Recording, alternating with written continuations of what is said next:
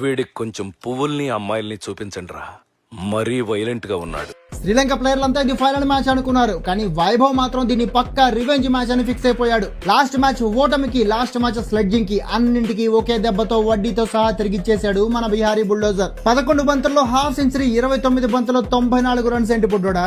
19 ఏళ్లుగా ఎవడూ బద్దలు కొట్టలేని యువరాజ్ రికార్డు కూడా బద్దలు కొట్టేశావు. క్రికెట్ హిస్టరీలోనే ఎప్పుడు చూడని ఊచకొత్త భయ ఇది. సింగిల్స్ లేవు, డబుల్స్ లేవు, కొడితే 4 లేదంటే 6. 454 స్ట్రైక్ రేట్ తో బ్యాటింగ్ చేసే బ్యాటర్ ఎవడైనా ఉన్నాడా?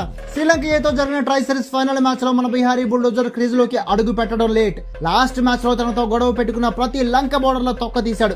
454.6 స్ట్రైక్ రేట్ తో జస్ట్ 11 బంతుల్లోనే 5 4లు 5 6లతో world record half century బాధిస్తాడు.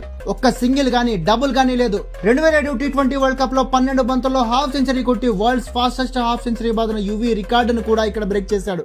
Next 29 బంతుల్లో 10 4లు 8 6లతో 324 స్ట్రైక్ రేట్ తో ఏకంగా 94 రన్స్ ఇచ్చి పడేశాడు. ఇంటర్నేషనల్ క్రికెట్ హిస్టరీలోనే ఇది ఒక never before ever after record breaking innings అంటే తక్కువ కాదు.